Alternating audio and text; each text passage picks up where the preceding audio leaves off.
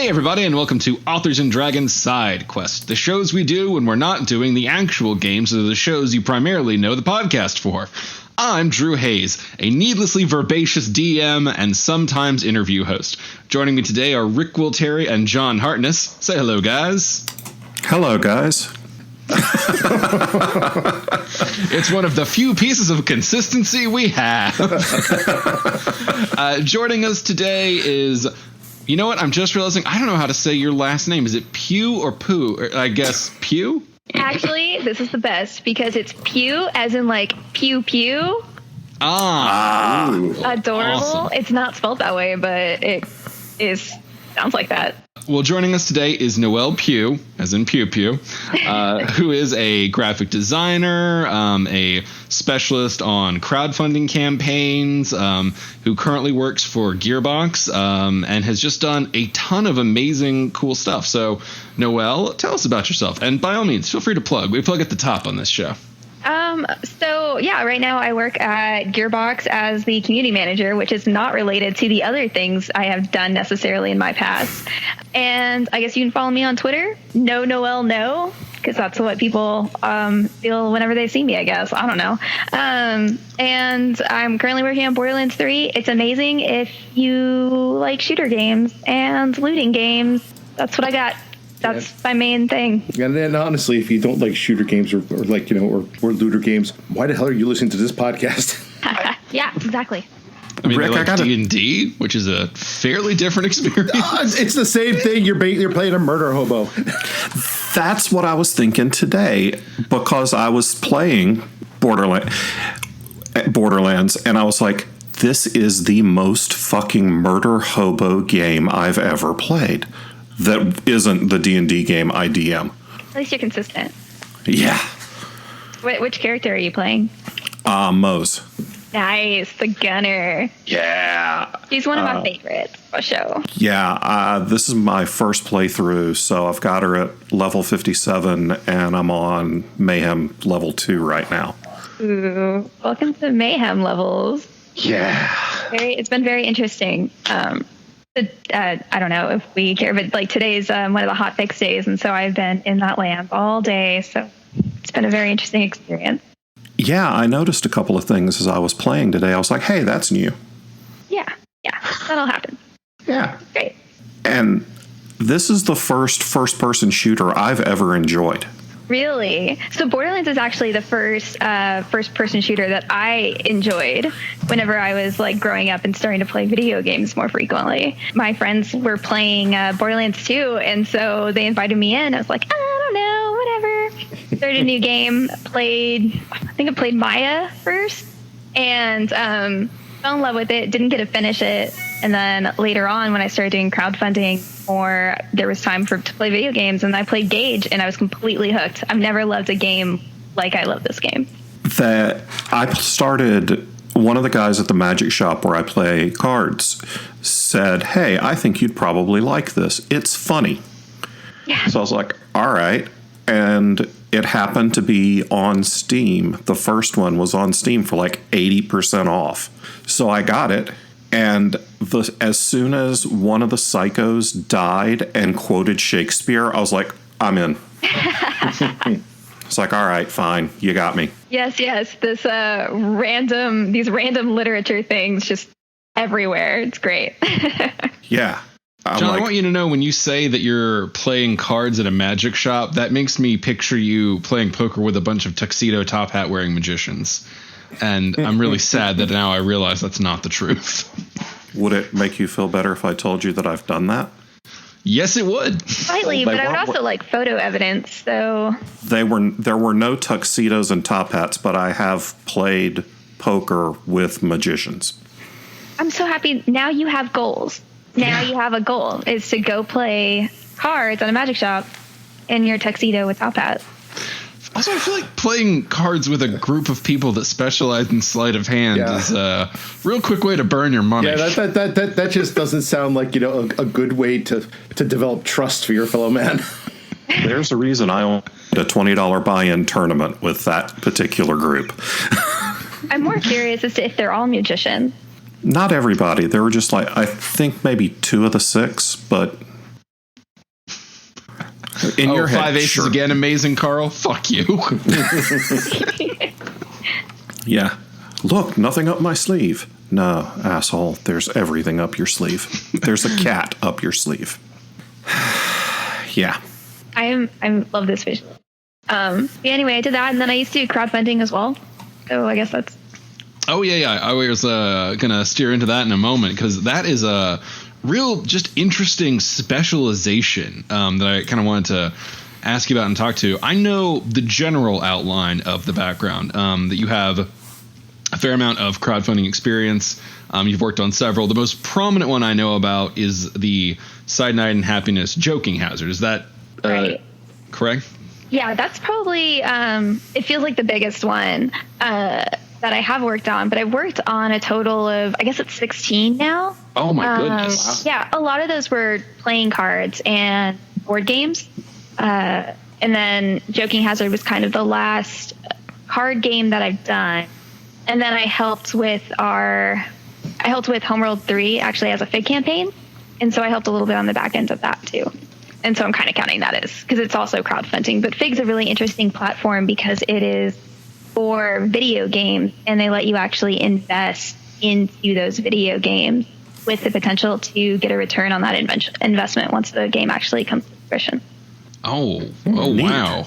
Yeah, and Homeworld 3 has a bunch of previous titles. Obviously, it's the third one. And there's also, I've been living in Borderlands too long. I keep trying to say pre-sequel, but that's not the word. But it's a really awesome real-time space shooty simulator thing. Shooty simulator is completely wrong, and everybody's going to yell at me, so I'd rather not say that. But it's a real-time space adventure kind of thing where you go through space, and it's really cool. But yeah, so a lot of those crowdfunding things were mostly playing cards, which was kind of cool because they give you a lot of opportunity to see how different things work. But whenever I was doing those, it was a little, my information's like slightly, it applies, but it's whenever Kickstarter was kind of going through its big renaissance. And now we see a lot of different creators doing all kinds of stuff on there. So things have definitely changed. It's definitely a lot more competitive than it necessarily was back then, but like the marketing and stuff still applies today. Like you want to let people know about what it is that you're doing before you just kind of throw it out into the world. So yeah, how did you get into that industry? Because that's such a unique specialization to our modern era. It feels like you couldn't have planned to go into it originally. So I'm very curious about the circumstances that led you there. I mean, it was completely by accident. I backed a Kickstarter. I got super excited. So I actually got there by reading a book. So I read Name of the Wind by Patrick Rothfuss. Mm-hmm. And I saw that there was a playing card that was being created. And at the time, I collected a lot of playing cards. Still kind of do. And I was like, I'm definitely in on this. Back the project. A couple of months later, one of the stretch goals was for the guy who owned the company at the time to get a minion to help him out, because the project had kind of gone up in scale so much that he definitely needed help doing that. And I applied, went down there, chatted with him. He was like, you're capable of doing things. And that's how I started in crowdfunding. So I jumped right into this, at the time, crazy project that was doing a lot of things that Kickstarter wasn't really ready for at the time too. There's pledge managers were just kind of starting to become a thing. And so we actually were the first ones to use Pledge Manager for this deck of cards, which Pledge Manager is its own third party, kind of similar to like Backer Kit. I think that is such an awesome story. You're like, I applied to be a minion, and then I just wound up running all this like awesome shit. Yeah, I mean, it was definitely definitely the two of us trying to get everything done. But I definitely, I definitely pulled my weight. I mean, your first minion eventually becomes your evil lieutenant. That's how the sliding power scale works. You know what? There are people who would agree with that. One of them is my associate publisher, so yeah. But it was a really fascinating experience. And after that one, we ran a bunch more. Obviously, we did, after the Name of the Wind was Princess Bride. And then that's when I started doing graphic design. We had an artist at the time who wasn't interested in the project. And I I wound up doing all of the illustration and graphic design for the first deck of playing cards because it was actually 3 different ones. Holy shit! So you just jumped in, you just fell into graphic design? I mean, I had been drawing, like that was my thing to do when I was growing up. Ah, okay. So it was, it was a natural fit. It was something I was already doing. And then from there, it just kind of turned into like, this is also my job now. I'm helping with fulfillment and customer service and talking to all these people. And then now I'm also doing graphic design and illustration. God, that sounds so much like running a small publishing company. It is very similar. Yeah, I mean, having been the guy who shipped out 200 paperbacks to fulfill a Kickstarter before Backer Kit oh, yes. or Pledge Manager was a thing. Yeah. And having to go into those Excel documents and changing everything manually by hand. The good old days. Yeah, honestly, that's not too far from from the early days of the web. I worked in there for 20 years, and it was one of those things you go in, you're like, okay, I'm just gonna do some server work today. Hey, Rick, do you know Java? No, you do now. There's a lot of that, a lot of trial by fire, and a lot of learning things by messing up and making mistakes and learning from them very, very quickly and righting those wrongs. A lot of that. Yeah, sounds very comparable to basically doing what John said, starting your own business, running a publishing company. Yeah, you basically have struck out on your own. You just don't have the company to weigh you down. Yeah, there's no man sitting there in the background. Clacking away on a accountant or on a that's I think that's fun. With any new industry, they're still figuring things out. So there's always that opportunity to get your fingers dirty or your hands dirty and everything. I think it's later on when industries mature that they start specializing. No, you are bean counter A. You only do this. Yeah, no, I'm with you there, Rick. The first few years of any new endeavor are the best because you don't know what you don't know. Mm-hmm. And every time your experience is exposed to you, you're like, oh, yeah, well, that was a learning experience. Okay, let's not do it that way ever again. Oh, I worked for Maidenform for several years, running their rope department.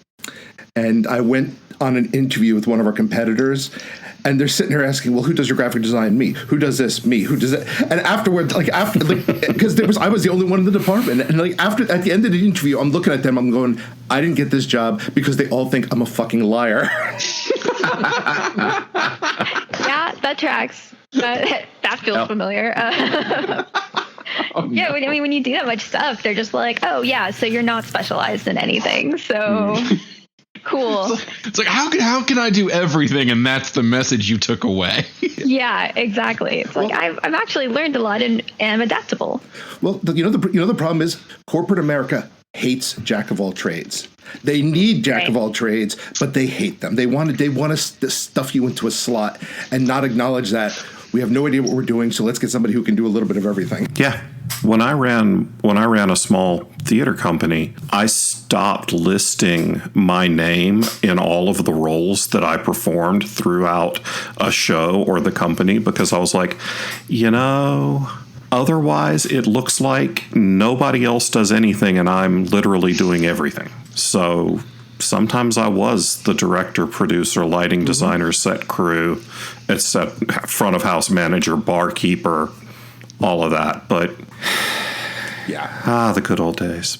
Yeah, it's interesting to see. Because obviously I'm in a much bigger company now. Gearbox is about 400 people trying to get towards 5. So it's a big culture shock to kind of go from that and then get into this bigger scale where you do have your people trying to specialize in their own certain areas. And you're like, I know a little bit about this. I know a little bit about that.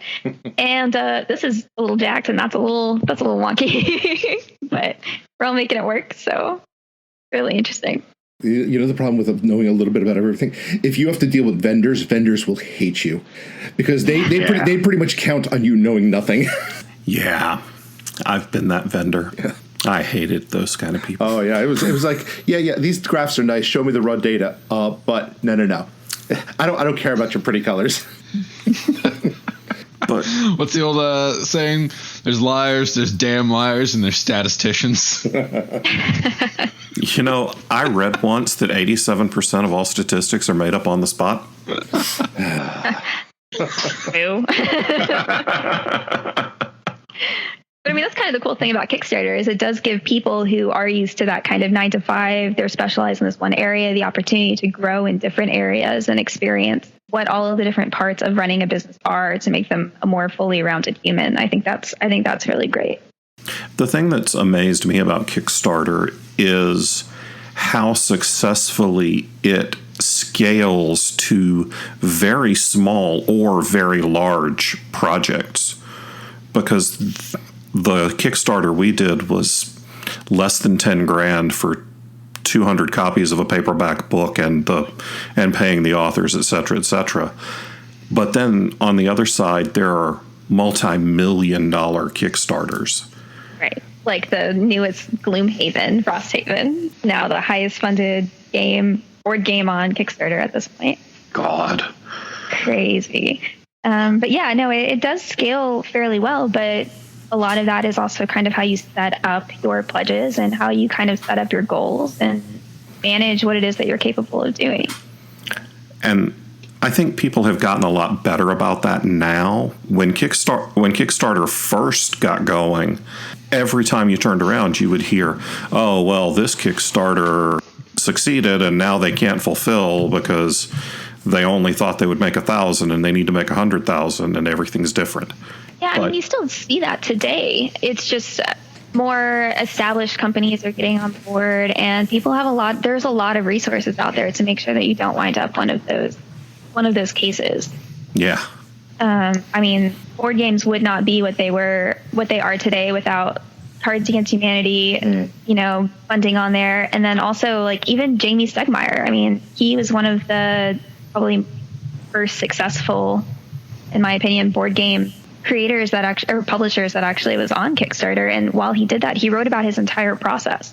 So I think I attribute one of the reasons that board games even went through their renaissance in Kickstarter is because that information for the mistakes that he made and his wins and his successes and making them available kind of contributed to everybody giving it a shot and being that more successful person because they actually had something that they could follow. And for our listeners who might not know who that is, what did he kickstart? Just for the listeners, Noelle. Oh, yes, my bad, of course. We all know. Jamie Stegmaier is the owner of Stonemaier Games, and he created games such as like Sight and Viticulture are two of his big ones. He's also publishing games from other game designers, and Wingspan is an absolutely fantastic game. Was also, I believe, on Kickstarter. But he's been doing this for the entire time, it feels like. That's amazing. But he makes really, really thoughtful games. Definitely one of my favorites. No, I was going to say we should be looking into like an Authors and Dragons card game, which would probably be the opposite of thoughtful, mind you. But God. Yeah.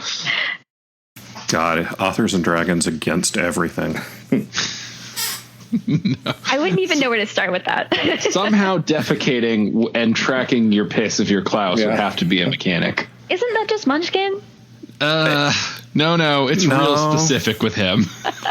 and like you could play Munchkin with middle schoolers and not feel terrible. You cannot be around Klaus and not feel terrible. That's awful. Yeah, that's be accurate. Yeah. Yeah, I mean, there would definitely have to be like jack off cards, and we had to actually start in-game tracking when Klaus, played by Robert Bevan, urinated and when he drank more to sort of keep a running idea of where his bladder was at all times, because he was attempting to piss more than a reasonable person could, and so that's where that is. Only thing we've had to track. That's just the least disgusting thing we've had to track. And it's funny that it's even funny that we would bother. I mean, we're playing a game where you can cast Fireball, yet we're worrying that somebody's emptying their bladder too often. You know what? Does anything else explain D&D more though? No. It's what we tell people. Authors and Dragons is the most realistic D&D podcast you're going to listen to because our players are bad, just like yours. Yeah. Everybody is messed up, exactly. Yeah, and those critical God, roles, everybody Steve, being committed and good bullshit. Yeah. And thank God Steve edits out. He edits it to make us seem better. He really does. He adds sound effects and everything. Well, no, he cuts out the "where is that on my character sheet" in year 5. Think of John Luther Davis, the guy who illustrates our comic book. He makes us look fucking heroic. Yeah, it's amazing. He spins bullshit into story arcs, and that is Rumpelstiltskin can eat a dick compared to that talent. That needs to be a T-shirt. Beautiful. So while we're on Kickstarters, Noelle. yeah, spinning dicks. Kickstarter Yes. for Rumpelstiltskin. Not terribly far off from where I was going to go, because I was going to ask about Joking Hazard. We mentioned that was your most high profile one. Tell us about that. How'd you get involved? What was it like? And I think it led to more than just the campaign, right? Yeah. So I was working at the other company at the time, and so Joking Hazard had actually already been funded, but at the time they didn't have the resources available to really dedicate to the project, because Cyanide Happiness does all kinds of stuff, right? They have their shows, and they have their YouTube channel, and they have their comics, and they have all kinds of plates spinning. So this one thing, they were like, hey, we need to have somebody for this, and we have some mutuals that they went to high school with, that I had been really close friends with, and they were like, hey, Kickstarter is really niche. I actually know somebody who deals with this for a living. And they were like, oh. And so I wound up moving back up here. So they're actually in Dallas area, and working with them that way because they had seen all the other stuff that I had done and all of the other projects that I had kind of untangled and the hoops that I have gone through for those. And we wound up getting that out the door. I believe I think it was on time. I remember it being on time. So Now, on time, or Kickstarter on time? on time. But if it was late, it was by maybe a month. But I do not believe it was. That's early Kickstarter time. Yeah. Exactly. I mean, within I pride myself in days of when you promised it, that's Kickstarter on time. Yes. My bigger thing is a Kickstarter isn't successful until you're able to run another one successfully. So that was my bigger thing, was just making sure that everybody on Joking Hazard was happy with everything that they got and got exactly what they were looking for and had a great time and really appreciated their process in being a backer. So that whenever Cyanide Happiness decided they wanted to do another Kickstarter, they already had this fan base who was like, I trust you. You did this. I appreciate you. I'm here. I'm in. Because that's how you continue to make Kickstarters, and that's how I feel like you should always strive to get your Kickstarter too. Yeah. And in every industry of the internet, it cannot be emphasized enough that consistency is a currency worth more than anything else. The ability to build people's trust in any capacity to show that you will deliver what you promise, because so many people don't, just cannot be emphasized enough. Right. I mean, that's why things like YouTube reward you for consistency. If you put out I'm sure even with the podcast, if you put out something on time, then that's how it will be. The algorithm says you're reliable. We're going to keep showing people your stuff. That's how social media works. That's how all of these different things are kind of moving in the direction of it. Can you deliver? I don't know. I think social media is more moving to the model of, hey, you can deliver. Now pay us, otherwise we'll stop delivering. Oh, well, yes, for sure. But in that is still the desire for consistency, because you can pay and be inconsistent, but you won't get the same kind of reach or views that somebody who is consistent will get. That's why Wendy's always has to be roasted, motherfuckers. Exactly. Whoever's running Wendy's social media is a goddamn genius. And I love them. They lost the original person. I know that much. The one who put them on the map eventually left the role. But I guess they hired someone who's still doing a pretty good job. Well, the original person is probably Chuck Tingle, and he had better things to do. God's work is what Chuck Tingle had to do. God's work. Yeah. Chuck Tingle is a national treasure. You know something? I am so thankful that social media like Wendy's exists, only because I've worked on I've in my corporate career, I worked for so many companies that just took themselves way too seriously, and okay, so I worked. Fuck it, I can just say I worked at Sprint, and one of the funny things was watching our CEO get into Twitter fights with John Laguerre from T-Mobile. Now, yes, wait, it was hilarious because John Laguerre, he's one of those let's be honest, he's kind of one of those egomaniacs who will just shoot from the hip. Whereas at Sprint, everything went through three lawyers, so it would be the T-Mobile guy would just be throwing zingers, and we'd come back with, well, we highly disagree with your assertion, So it's Mark Cuban versus David Stern. Oh, it was sad to listen to or watch. Or just the kids whose parents leave them at home too much versus every nerd in every fifth grade elementary class. Yeah. Yeah, I worked at this one place, and one of our products just had all these snarky Amazon reviews.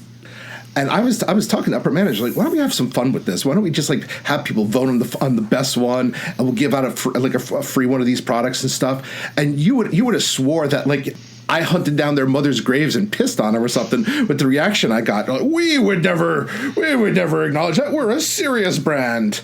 Yep, oh, and God. that's why you're assholes. I literally made up negative reviews for the back of my Bubba the Monster Hunter books. Because they were too good to get real ones. No, because because my negative ones were funnier than the real shitty reviews I get. I just wrote things like, I always knew he'd go far, but I didn't know it'd be this damn far, and said, the author's fifth grade teacher. Yeah, it really depends on your brands and what kind of audience you're trying to attract. That's for sure. I imagine the Cyanide and Happiness was a pretty chill audience to move toward. Not much stick up the assery. Yeah, no, they're all really excited and all wanted to get cursed at, which was probably one of my most favorite parts. It's just I can be I'm going to take care of you, but I can be a little mean. This is kind of cathartic for me. So trust me, we know exactly what you mean. P.S. Fuck you, Mark. Yeah. Getting asked to say fuck you to is a tradition in the questions we do every episode. That's beautiful. Yes, we've had people ask for birthday fuck yous. We had somebody ask for I think a memorial fuck you for their brother who passed or something. Yep. Yeah. That's so sweet.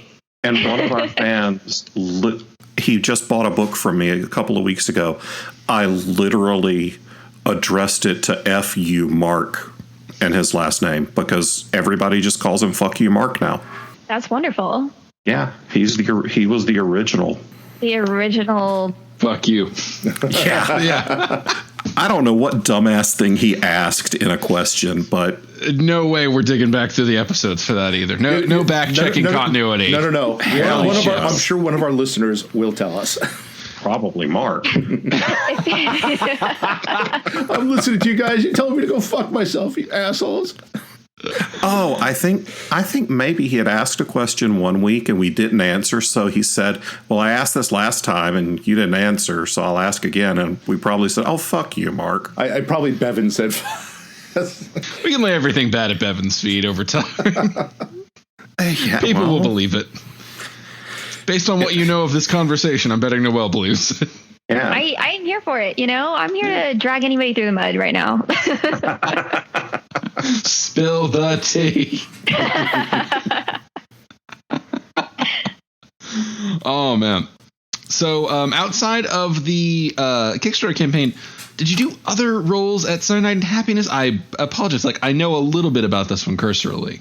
Yeah, I blocked so much from my memory. Oh, God. No. Story time. Geez. The word for that is therapy. Therapy, yes. I mean, that'd probably be helpful. I know I helped a lot with some of the graphic design stuff. So when I had first gotten there for Joking Hazard, I remember sitting down and looking through the files and realizing that all of them were being sent over as RBG. instead of CMYK, and we actually need to convert all of those over. And that converted over for print, so that it was actually able to be printed true. Because printing color is a 4-color process. Exactly, not a 3-color screen dot thing. Yeah. And so I wound up getting to use some of my graphic design stuff from the past, where it was just like, okay, let's redraw mostly all of these and get these all set up so that we can actually print them. And then also I'll help you guys with, or I wound up working on, there's a lot of like touching up of like posters and things like that. And kind of figuring out what the packaging moving forward for the expansions was going to look like. And we actually, and kind of brainstorming what we were doing for Joking Hazard in the future. So one of the things that like I pitched out that actually wound up happening was, so there's an expansion called Toking Hazard. And as we were kind of like talking about this, I was like, what if we put rolling papers in it? Like in the expansion, we just also include rolling papers. So good. Nice. And that exists in the world. I'm like staring at it on my shelf right now, which is pretty awesome, doing that kind of like some of that product development stuff. I mean, ultimately everything was, so there, the three, Cyanide and Happiness has 3 guys that started it and built it all up. And this was Rob's baby. And so he ultimately is like, yes, all of these things, but no, it was a really cool experience getting to work with them and deal with them. And yeah, I feel like I did so much, but like now it's all like in the past, which is very exciting. You're like, everything good is behind me. I know. I didn't realize that I need to like pull out my resume for this too. I mean, no, because don't now worry, it's I all already about. did. That's part of the process. Oh no, the background check too. Next, we get to Albino Dragon. Ooh, I'm so excited. When do we draw my blood? I'll tell you in a second, because I'm waiting for the results of the background check to come in. Ah, yeah. I'm so excited to learn all the dirty secrets about myself. You're like, oh, I got drunk and forgot that. I was drunk and forgot that. It was a good thing. But I loved working at Cyanide and Happiness. Those guys are like super near and dear to my heart. Working there was how I met Drew, which was great. I love those guys. They're awesome. I've gotten to go to a couple of their holiday parties and everything. Wonderful folks. Check out their site and their products. Yeah, they do. They're so funny, and they do all kinds of amazing things. Like everybody there is such a tight knit group, and they're all super talented, and it's nothing but successful. I think they're doing all right. They do. I hope so. I hope so. I think it's got legs. I got a couple million YouTube views and subscribers. I think they're doing okay. I have a pack of Trial by Trolley cards sitting on my shelf waiting for post-quarantine to get played. Yes, that's so good. Yeah, Trial by Trolley was after me, but while I was there, they were talking about it a little bit, and right before I had left was when they were about to launch their first Kickstarter for their video game. And me and another person that had worked there at the time, who does not work there now, this guy named Derek, wound up talking a lot about Kickstarters and how to kind of make the best product that we possibly could with what we had. And he wound up ultimately running that because I was gone before they actually started that. But we actually wrote a book, he mostly wrote it, and then I gave him notes about all of the things afterwards, and which is called Six Figured Crowdfunding. And it is a really awesome book if you are trying to understand what it is that your Kickstarter might be missing and what can kind of like help elevate it.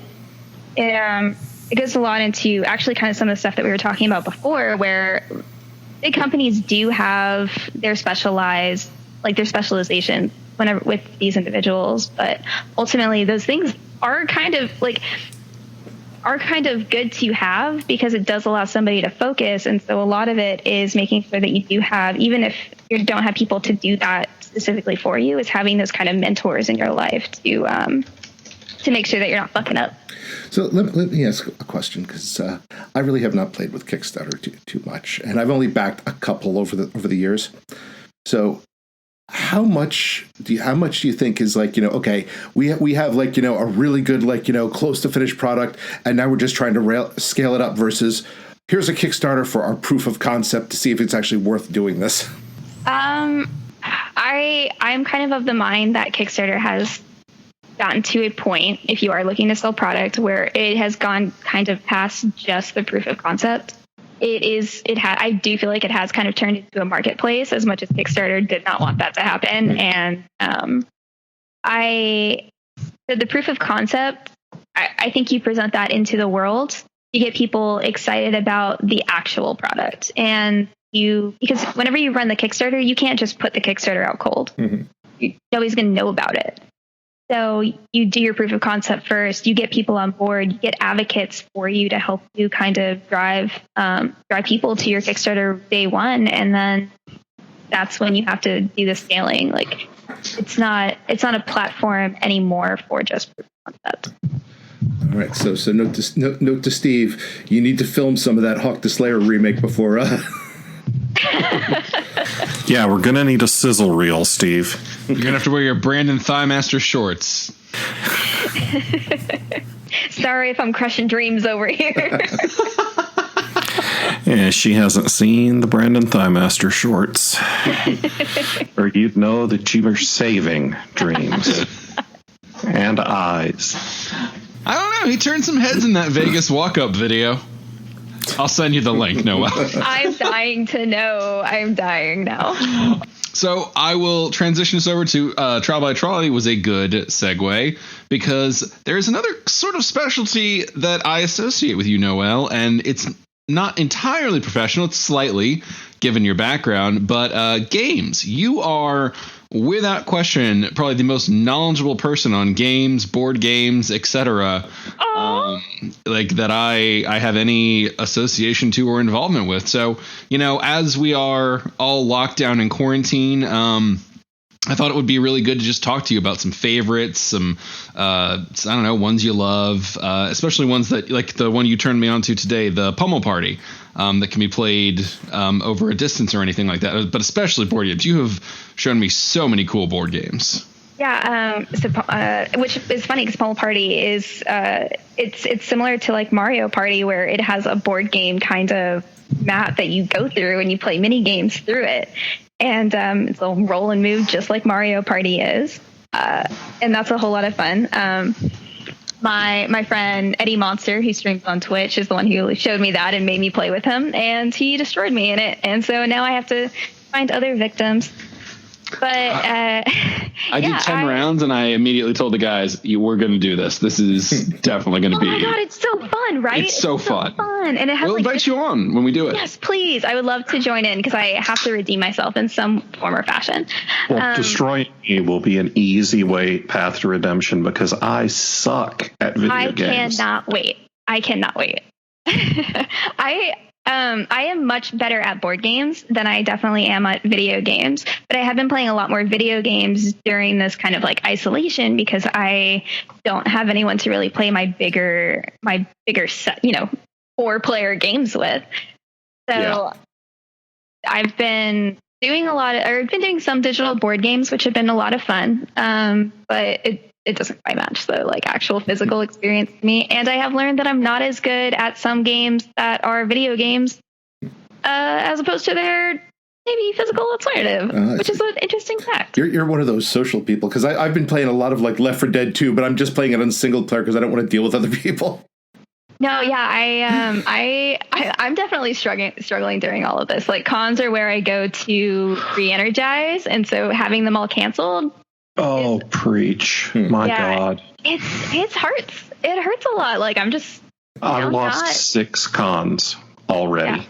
Because I usually do about one every 2 weeks. And it's been brutal. Yeah, it's so weird to see even my introvert friends who don't really like going to cons, and they're like, cons exhaust me. And I'm like, this is my battery. And they're even starting to get to the point where they're like, I could look at a human again. I'd be happy with seeing another human. Yeah.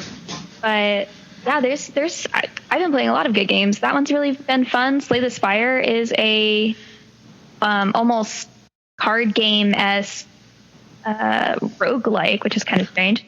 So it is second person who's told me about that. Slay the Spire is so good. It is a so I'm just gonna tell you about what you do in it, because apparently that's the easiest way for me to do this. So in Slay the Spire, you have different characters that you choose from, and as you go through to fight the Spire, you encounter different things. You encounter obviously enemies. You encounter big boss enemies. You encounter like shops and different random events. And then as you do that, you're all trying to get to this. It's 3 acts, I think. And then at the very top of that act, you fight this one big boss, and then you go into the next one. And then you have your health pool, and you do all of your attacks and defense, etc., magic, whatever, through the cards that you have in your hand. And then after each battle, you actually pick another card to add to your hand, just like a regular deck builder. Oh, that sounds great. It is so much fun. The only thing I wish is that it was multiplayer, because that would be even better. But we like the Kingdom Hearts games here, and one of them essentially did kind of like a card game type thing, where like your attacks based on what card you had, and then like after every battle you reshuffled and stuff like that. Yeah, was that The World Ends With You? No. I got confused. The problem is there's been 3 Kingdom Hearts games, but there's been about 47 million sub games. Yeah, I might not have played that one, but it's really, really fun. And then you'll like go through and you'll build your deck, and then you lose. And you're like, I can do that better. And then you just go again. It's that's been a whole lot of fun for me personally. But board games, man, I have so many. My newest favorite is called Inhuman Condition, which is made by the same guys who did Secret Hitler. So it's Tommy Maranguez, and I hope I pronounce his last name because we are actually good friends, and Corey, I want to say O'Brien, but I'm not actually sure. Corey, I'm just going to call him Corey. And this game is it's like a Turing test. So it's 2-player, but it only lasts 5 minutes. So it's actually kind of a decent party game. And in it, you have one person that is your interviewer. And then the other person is either a robot or a human. And the interviewer has to ask the robot a bunch of open-ended questions to try and get them to try and figure out if they are that robot or human. And during that time, there are a bunch of different like ticks and stuff that the robot, if it is a robot, has to do, and a lot of different objectives that both of them have to kind of figure out. And then at the end, either you wind up killing the robot successfully, or you killed a human and you're kind of a dick. And it's a really good game because everybody, whenever they watch this happen and they listen to the discourse between between the two people, they're like, I can do this better.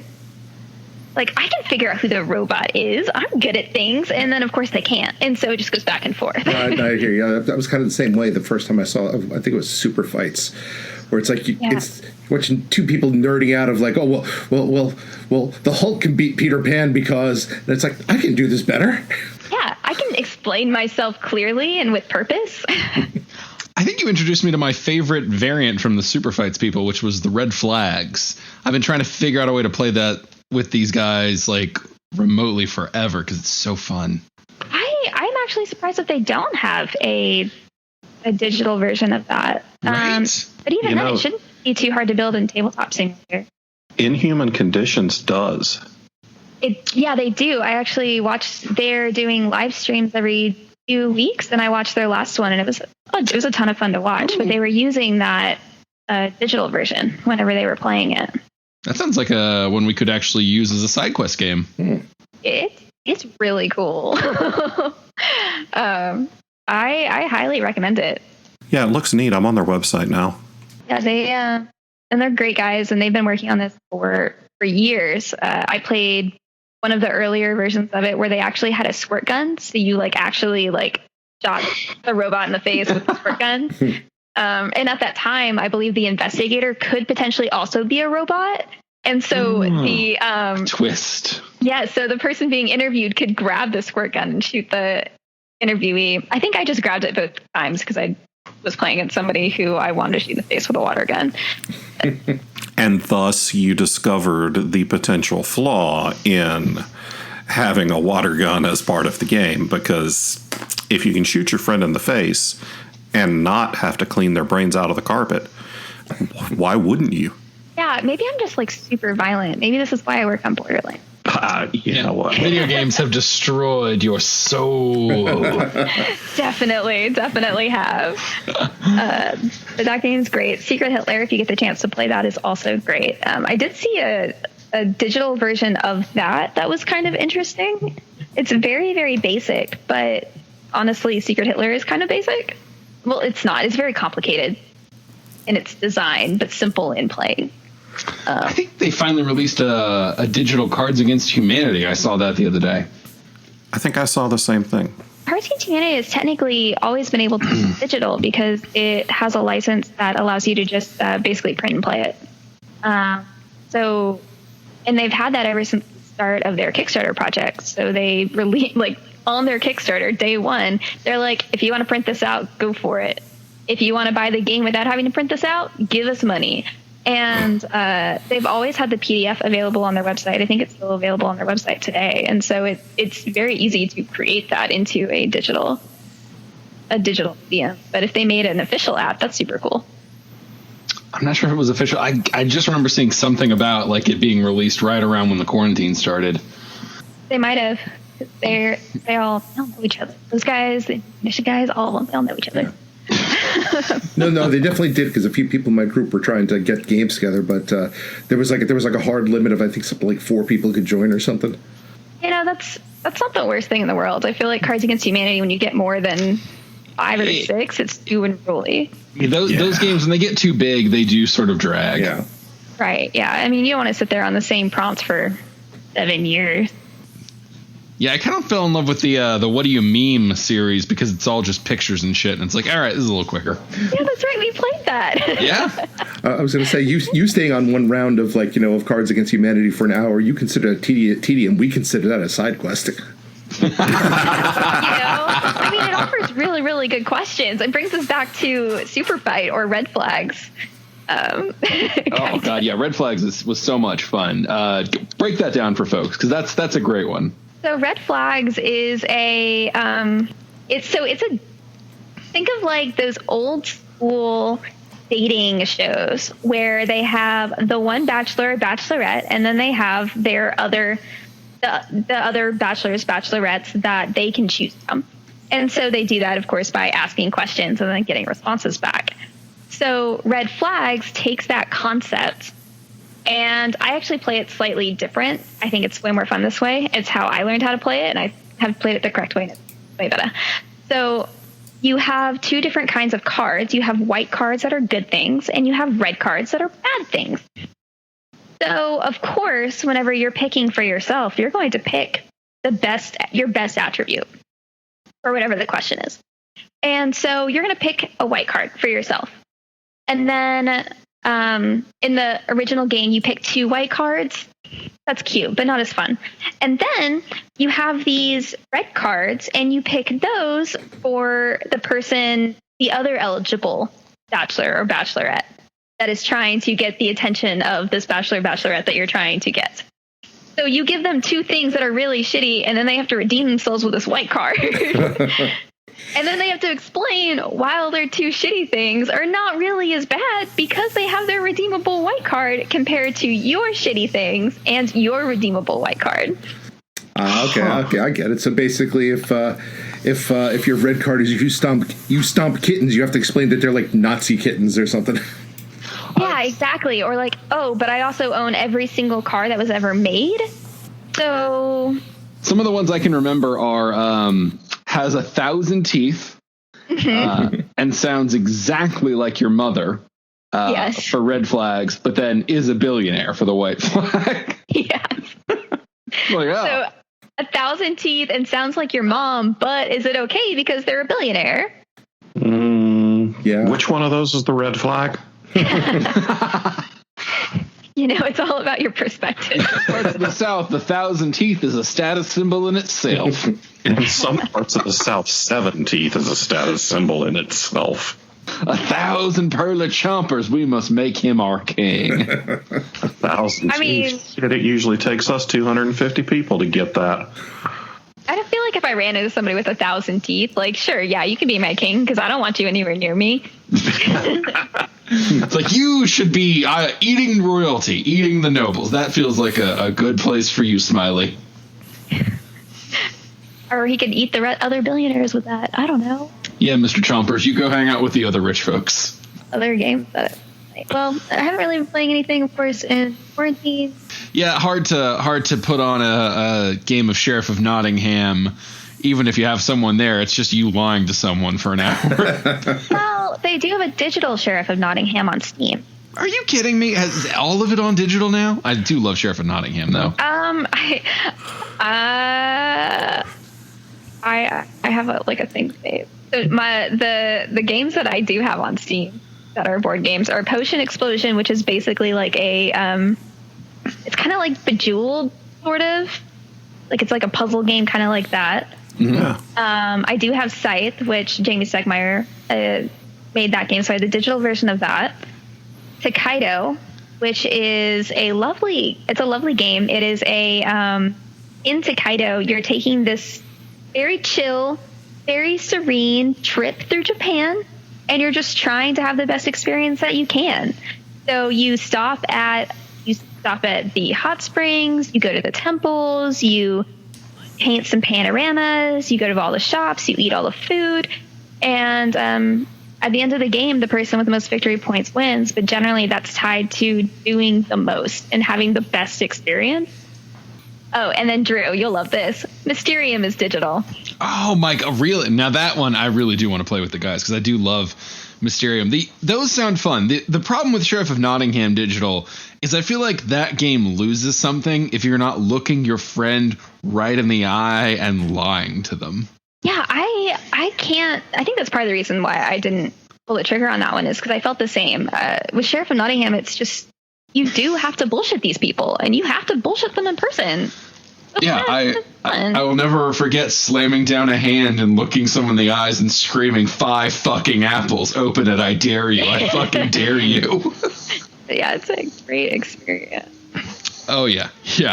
I love Sheriff of Nottingham in person. Digital, I don't think it would have the same fun. But Mysterium actually I think would be better because you're supposed to communicate so minimally in it.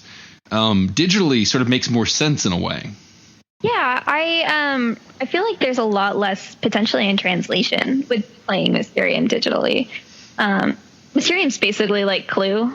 Really, some people might know. It's basically like Clue, but it's like Clue and Dixit had a baby.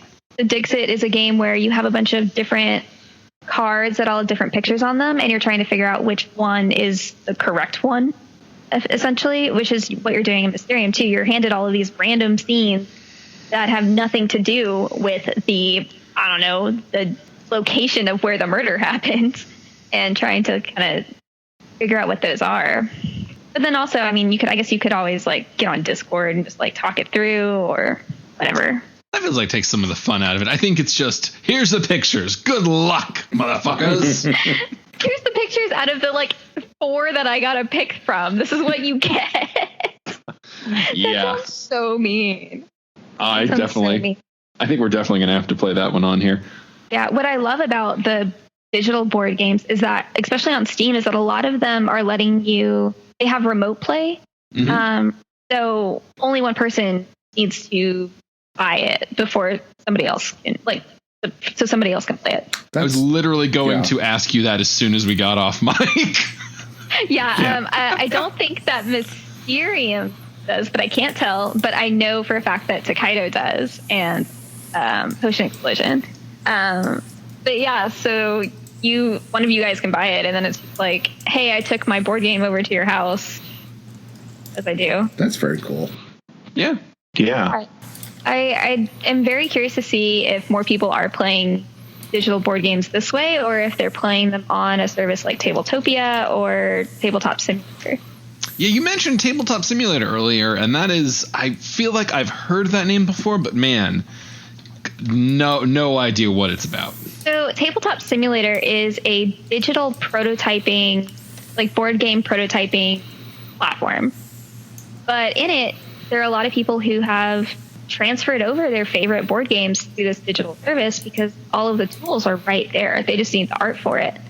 And they have a bunch of different things that you can do. You can hide your hand. You can hide different cards. There's different like mechanics and stuff that you can work with in this. And a lot of people have made really, really interesting games on it. It's also a good way for people who are trying to figure out who are in the stage where they're trying to do proof of concept. They can build this in Tabletop Simulator. I think Tabletopia, but I remember.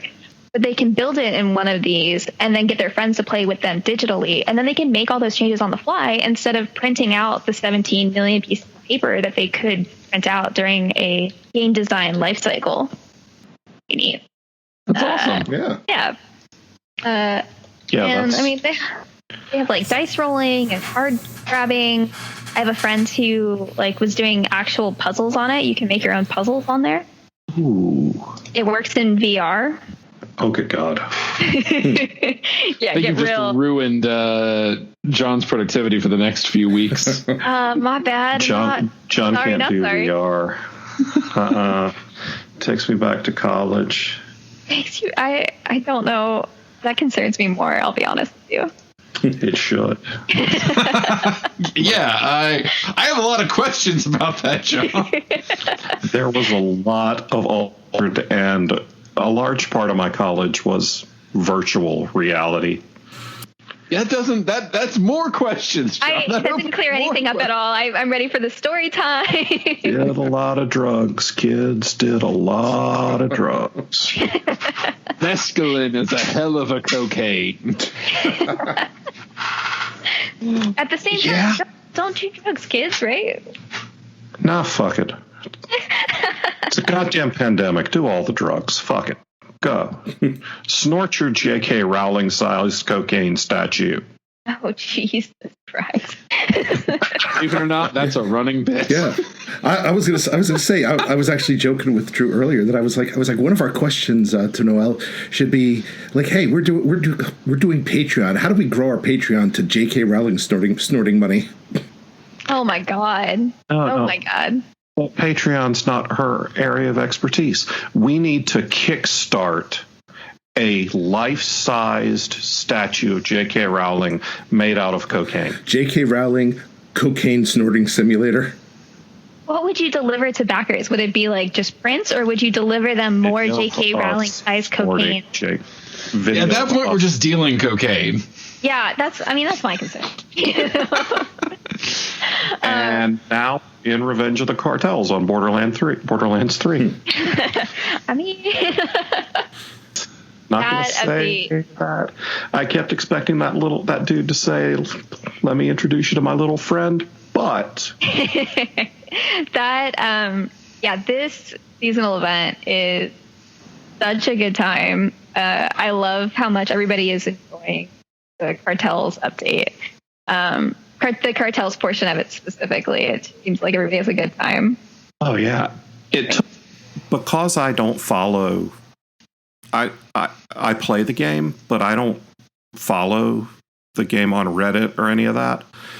I didn't know what the hell was going on when these guys started appearing. Just random and it said Cartel Thug. I'm like, what the fuck? Who are why am I getting bonus bad guys? I mean, you could turn it off. I know that now. Yeah, that's kind of the fun thing. Yeah, it's similar to, we did another seasonal event during the Halloween time. That was the Bloody Harvest event. And it's sort of similar to that in that it's seasonal. It only lasts for about a month. And so you have to go and enjoy the map in the process for that month. But we didn't have the toggle to turn off the Bloody Harvest event at whenever that went live. And so now you actually can do that with the Cartels event, which is great. And so a lot of people learn their lesson immediately, from that event, the previous. Oh yeah, when I go up in Mayhem levels, I turn off the Cartel event until I get enough gear to be able to comfortably play that level of Mayhem. And then if I go to play some piece of any of the downloadable content, I'm like, yeah, let's turn off the Cartels for a little bit. Because the DLC for Borderlands is tough. It can be. I don't know. I love the DLCs that we have. I think that they tell such interesting stories. I'm really happy that we're able to, that those are the ones that we have out. Yeah, there's some fantastic stories, and the Cthulhu themed gay wedding one is pretty awesome. Yeah, it's pretty cool. Are you guys excited about that the new show that's going to be out soon? Lovecraft Country? Yes. After I found out that Jordan Peele is running it and everything, I'm a lot more jazzed than I was originally. As soon as I saw that, I was like, I'm on board and I need it today. Have any of you read it? I have not read it. No.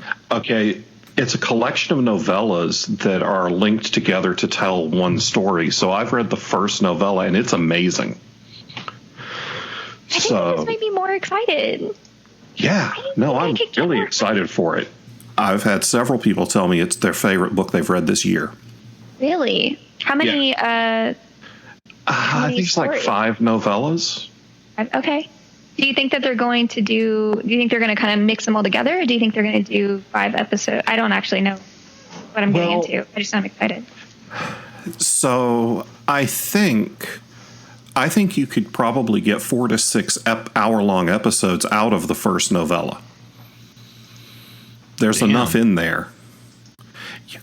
Because if your story the story has multiple different twists and turns, so I can see natural breakpoints enough to get 4 episodes really easily. And then, so you could get a full season out of 2 novellas if it's a streaming style season.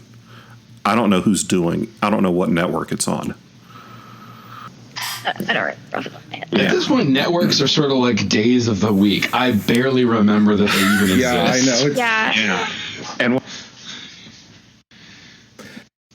Hulu, Netflix. Exactly. Yeah. I don't think anybody thinks that it's like, if you mention, I guess, like, a dull, banal sitcom, they might, but yeah, anything interesting, it's like, okay, so it's on Amazon or Netflix.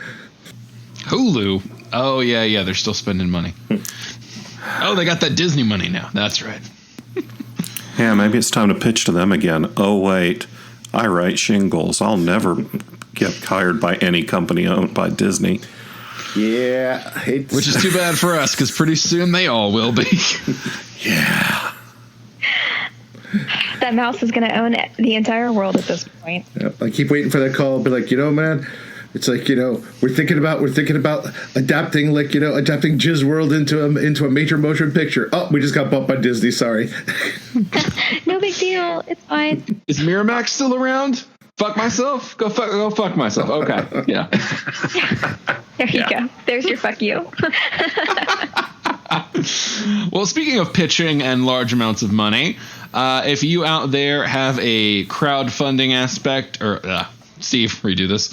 If you out there have a crowdfunding project, specifically on the Kickstarter, or really it seems like in general, reach out to Noelle. Noelle, plug your methods of contact once more. You can get on my Twitter. I am at Noelle. That's the way.